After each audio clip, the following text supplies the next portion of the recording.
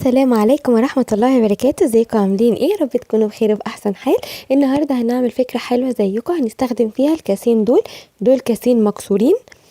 انا مش محتاجة منهم غير الايد بتاعتهم والقاعدة تكون سليمة. هجيب كده ورقة، ممكن تجيبوا كيسة، وهبدأ اكسر واحدة بواحدة الازاز اللي فوق ده. انا هخلي واحدة اطول من التانية، ففي منها هسيب جزء من الازاز وفيها قصاء، يعني هكسرها خالص. والافضل بعد انا ما جربت الشاكوش ان انتوا تجربوا البنزة، بتكسر احسن وبتوصلكوا للي انتوا عايزينه من غير بهدله كتير كده. دول اللي انا عايزاهم بقوا كده بالطول اللي انا عايزاه. وده السيرفيس اللي هو البلاستيك اللي احنا بنجيب فيه اللحمه والكبده والحاجات بتاعه البيت دي. فلقيت شكله حلو ولقيته على المقاس اللي انا عايزاه، فهستخدمه معاكم. هنا جبت اسمنت ابيض وبدات اضيف ميه شويه بشويه لحد ما اوصل للقوام اللي انا عايزاه. ما ينفعش تضيفوا ميه مره واحده علشان ما يبقاش لا طري زياده عن اللزوم ومليان ميه وتفضلوا بقى ايه تضيفوا في اسمنت والقاعده تبقى كبيره قوي. احنا عايزينها معقوله. فهنا بعد ما وصلت للقوام اللي انا عايزاه، انا عايزه القوام يبقى كريمي كده، وببدا اخبطها كده علشان لو في اي هوا جوه يطلع، فالشكل في النهايه يبقى معايا حلو.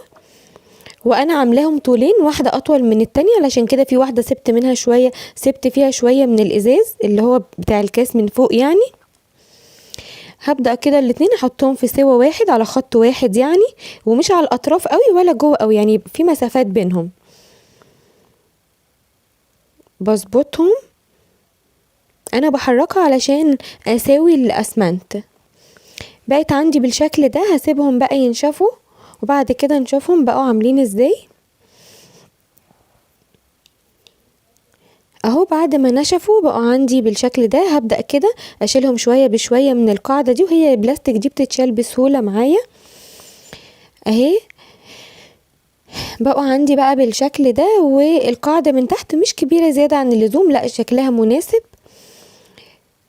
والشكل بتاع السيرفيس كان حلو قوي، فطالع حلو جدا، بس الاطراف بتاعتها حادة شوية مكان ما نشفت من الاسمنت. هجيب صنفرة ناعمة، دي صنفرة ناعمة، وهبدأ كده اصنفرها، الاسمنت بيتصنفر معانا بسهولة. وهنا ممكن تستخدموا الاسمنت الابيض او الاسمنت الاسود، بس الجبس لا، لان الجبس بيتكسر ومش بيكون حلو ابدا. ببدأ بقى اصنفرها كلها، وهصنفرها من فوق كمان علشان تكون ناعمة ويبقى شكلها حلو. اتمنى اللي وصل معايا للجزء ده يضغط لايك. بنمسكها كويس ونبدأ نصنفرها، وهي بصراحة بيتصنفر بكل سهولة وبيبقى شكله ناعم وحلو قوي. هنا استخدموا صنفرة ناعمة، ما تستخدموش صنفرة خشنة عشان ما تجرحوش الديكور بتاعكم.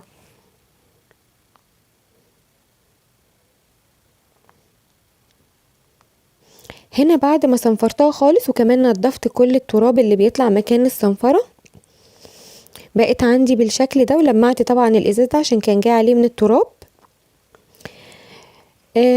هنجيب ورقة كده علشان انا هغير لونها، لو حابين تسيبوها على اللون الابيض ممكن، وممكن كمان تدهنوها ابيض فوقيه كمان، بس انا هلونها باللون الاسود. ده عندي ورنيش مائي وانا ضايفة عليه من اللون الاسود، فهيبقى دهناها وضفنا لها طبقة حماية كمان. انا الدهان هنا هدهن القاعدة بس، اللي هي الاسمنت، مش هدهن الازاز دلوقتي. انا هعملها اسود، اللي حابب يسيبها مثلا ابيض، اللي عايز يعملها بينك، اللي عايز يعملها اي لون مناسب لديكورات بيته اعملوها اللون اللي مناسب ليكوا. ده بالنسبه لي كان مناسب للديكورات بتاعه الشقه عندي. وعلى فكره انتوا هتشوفوا في النهايه قد ايه الفكره دي مفيده وهتفرق معاكوا في ديكورات وفي حاجات تانية.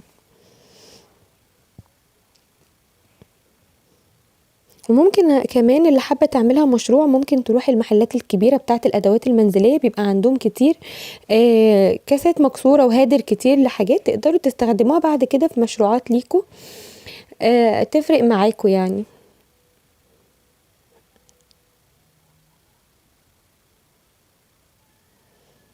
انا كده بدهنها بالاسفنجة متنسوش تعملوا لايك. انا شايفاكم كلكم لسه ما عملتوش لايك، يا ريت تعملوا لايك عشان اللايك بجد بيفرق معايا وبيرفع الفيديو وبحس بدعم حلو جدا منكم. فاتمنى تضغطوا لايك، واللي اول مره يشوف قناتي يضغط سبسكرايب اشتراك ويفعل الجرس على اول اختيار بيجيله القناه علشان يوصله كل جديد بقدمه في القناه. واعذروني ان انا بتاخر عليكم، اعذروني، مش هتاخر عليكم ان شاء الله الايام اللي جايه، وهنعمل افكار حلوه كتير جدا مع بعض. هنا انا دهنتها وحاولت ان انا ما اجيبش على الازاز على قد ما اقدر، واللي جه على الازاز من فوق ده اول ما ينشف هبدا انضفه، ما تنضفوهوش وهو لسه ما نشفش.